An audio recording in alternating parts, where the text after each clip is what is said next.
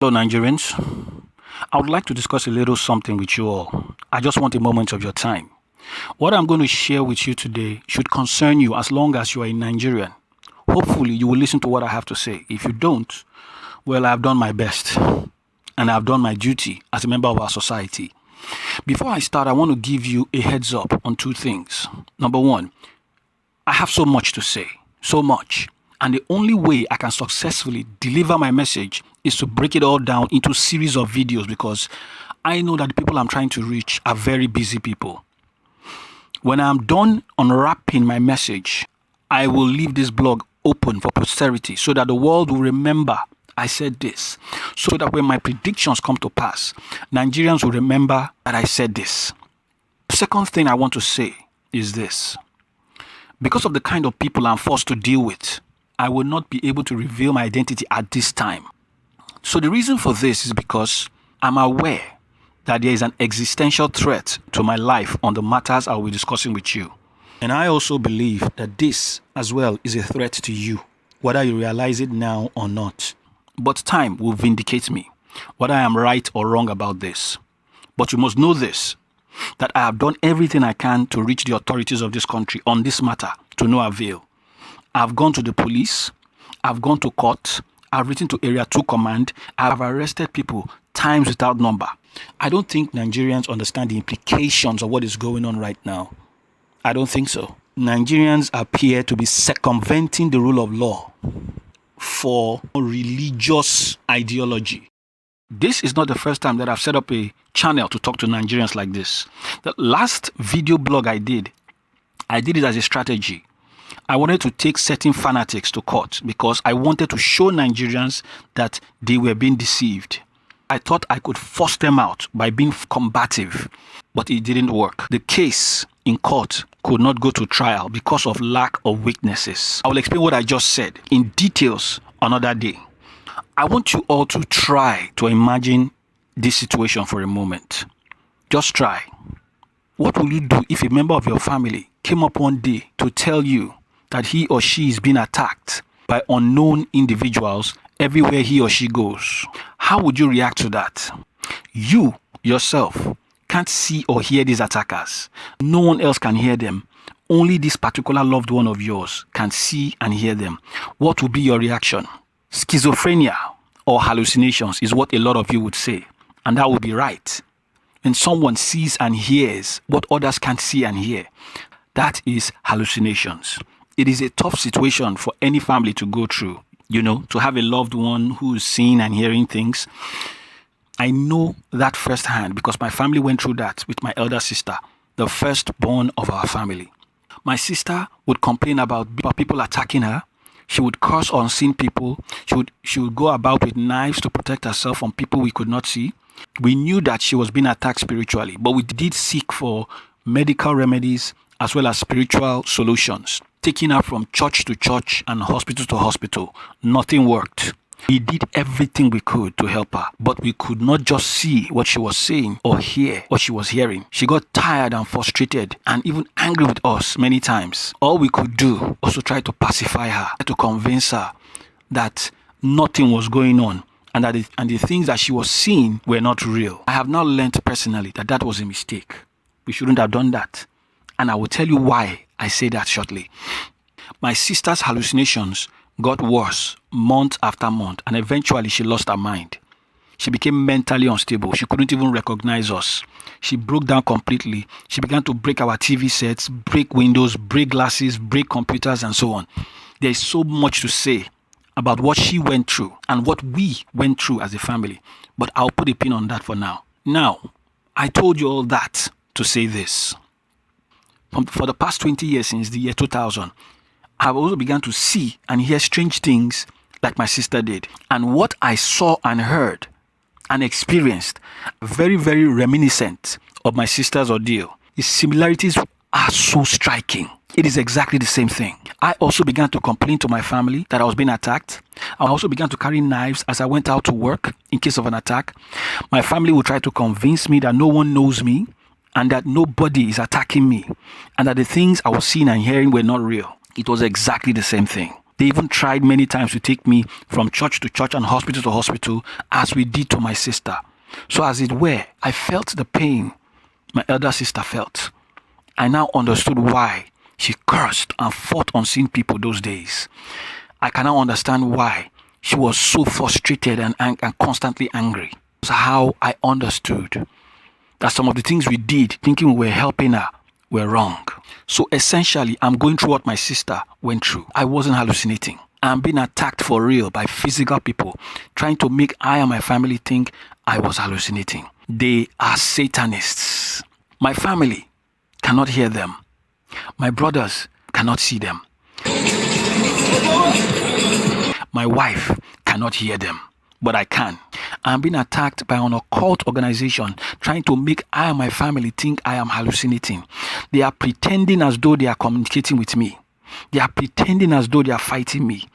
They do all that to deceive and to brainwash the simpletons they use to carry out these attacks. Because every time I have confronted them concerning the things I heard with my ears that they said, they will deny. They will say they never said anything like that. They will say they do not know me and that they never said anything about me because they thought I could not hear the Yoruba language. They have been doing this for 20 years. Every single hour, every single day, every single week, every single month for 20 years. For a very long time, I was being forced by people around me to think I was hallucinating. I was being convinced by my friends and by my family that I was seeing and hearing things.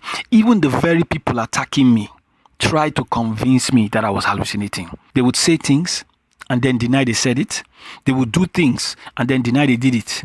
They even had meetings talking about killing me. And when I confronted them, they would deny it ever happened. Yet, I'm aware they are actively telling the public that I'm at war with their tribe. They said I abuse them. That's what they tell the public. Then they tell me they're not talking about me.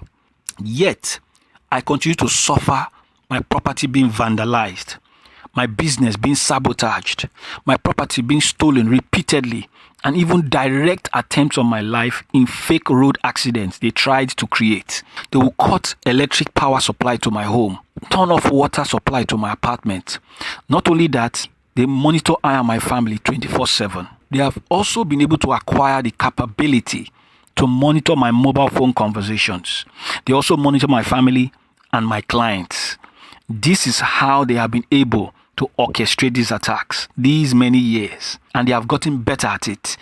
They get their jobless to train me to my clients' offices where they try to kill my relations with that client, and then they tell the public that I have no job and that I depend on others to survive. Every time I bring this to the public domain, they would send a cleric to deceive the public, telling you all that I'm trying to cover them, that I'm trying to set them up. No matter the area or apartment I moved to, it was the same thing. Cursing voices followed me everywhere I went, hiding behind windows, cursing from walls, opposing everything I say. Even at hold-ups on the streets, I had to begin to record my environment to prove that I was not going insane. This was how I proved that I was not hallucinating. My family, my so-called friends, and even the people attacking me tried to force me to believe that I was hallucinating. One day in 2010, 10 years ago, I discovered that these attacks were being orchestrated from the local mosques. I couldn't believe it. It didn't make any sense to me. It really felt like I was hallucinating actually. I didn't even want to believe it. I had to begin to record my environment in audio and then play back these recordings over and over again to convince myself that something was actually wrong. And before I could digest that, I found out that these calls to attack me were also coming from a radio station called Radio Lagos. It was like I was running mad. It just didn't make any sense. I remember those days in 2010 and 2011, my brain would overload from thinking about this. If it wasn't for the kind of person that I am, I would have gone mad like my sister. And that was what they wanted. That was what they said. I also began to record the radio station, Radio Lagos, to match what I was hearing in my locality. They were saying exactly the same things. They were all pretending as though they are in communication with me. They are all pretending as though they are fighting me. They are all pretending as though they were cursing me. They were not. What they are trying to do is to make I and my family think I was hallucinating. They are occult. I couldn't even discuss my experience with my family. What would I tell them? They couldn't even believe the smallest thing I told them. How would they believe the big things? How would I explain to them that I'm being attacked from a radio station or a mosque? How can I explain that I'm being attacked by people I don't even know? Imagine that. Imagine if a loved one or a sibling or a member of your family told you that. Anyway, before I could figure out what I was going to do about Radio Lagos, I discovered there was another radio station called Faaji FM, which was more radical than Radio Lagos. Telling people that they have been warning me, telling people that they have been calling me to answer for crimes they claim I committed, telling their audience that I am at war with the Yorubas. I remember those times. I couldn't even tell imaginations from reality. My brain would overload from thinking. I almost shut down. Anyway, once I concluded my investigations and confirmed beyond reasonable doubt, and what I was hearing from the radio stations were real, I got a lawyer and wrote both Faaji FM and Radio Lagos. And as I expected, they both denied. They said they don't know me. They said they never broadcast anything about me. Exactly the same things the locals were saying, which implies that they are telling me that I'm hallucinating. So I was forced to sue both radio stations to court. That is, starting with Faaji FM. I even have their lawyer recorded in video. He said, Faaji FM, AIT does not know me. These people are occult. Now, there are two factors that help this evil to persist all these many years. And you know, it is now 2 full decades by this December 2019. Number one is this. The consciousness or the eyes of my family members have been covered spiritually using black magic or juju by these attackers. So much that no matter what happens, my family just won't see what I'm seeing or hear what I'm hearing. So while my family thinks I am hallucinating, they don't know that they are the ones whose eyes and ears have been closed. Number two, the second reason why this has persisted for so many years is this. The people who knew and still know till today that I am being attacked kept quiet. I don't know whether they were brainwashed or whether they were threatened or whether it is out of ignorance. They knew I was being attacked and they kept quiet. They are supposed to be friends of my family.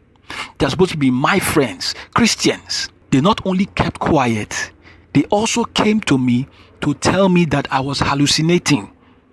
They told me to my face. They even offered to take me to the hospital for psychiatric treatment. They offered to foot my medical bills. When I rejected their offer, they went behind my back to my family to convince my family to force me to go for treatment at Yaba Psychiatric Hospital. They betrayed me, or rather, they betrayed themselves. This is what Christianity has become today. What do you think the intentions of my friends were? Why would friends of yours, Christians, deceive you? Why would they want you to be treated for a mental disorder you do not have? Why would they want you to be injected with substances meant to curb your mental activities? People who have experienced this kind of treatment at psychiatric hospitals will tell you it is like handcuffs of the mind. It limits your ability to think. And that was how my sister's case deteriorated. We first went from church to church before we began to go from hospital to hospital. Let me stop here for now. I'll continue this in another video. But the summary of all of this is this. Faaji FM, Radio Lagos, and the religious houses at the center of this attack are part of an occult organization. They are not godly people. And I believe that they have been attacking my family for so many years. They also try to attack my junior sister exactly the same way. Their key weapon is the language barrier. That is how they have been able to deny all the times I confronted them. They have been sending people to my house to vandalize my property and to steal from me. They tell their listeners that I am at war with them. From what I have learned and heard, they want me mentally unstable, mad. Or if that doesn't work, they want me dead by suicide. That is why this has persisted for 20 years. They will never stop. I have it on record. They said they want to make me a vegetable like my elder sister. They said they want to send me back to my mother's house. All this is what happened to my elder sister. And the so-called Christians are actively assisting them to make it happen. From what I learned, they call this justification for the many crimes they claim I committed. The same crimes I have confronted them many times and on many occasions on, for which they always denied. It's a satanic cult, a death cult. And They're not trying to harm me for nothing. Their ultimate target is my mother. They want to undo her by destroying the lives of her children. And our society is empowering them to that end with its silence.